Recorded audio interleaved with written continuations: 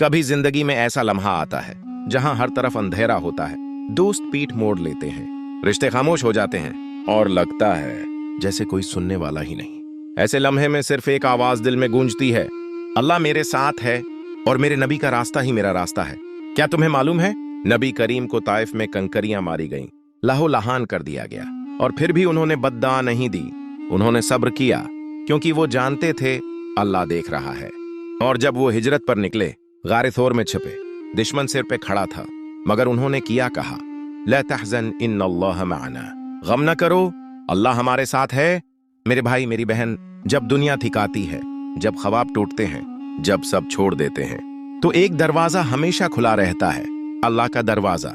और वो दरवाजा हमें नबी की जिंदगी से मिलता है। अपनी तकलीफों को नबी की जिंदगी से मिलाकर देखो, तुम्हें मालूम होगा तुम तन्हा नहीं हो, तुम्हें कोई समझता है और वो तुम्हारा रब है।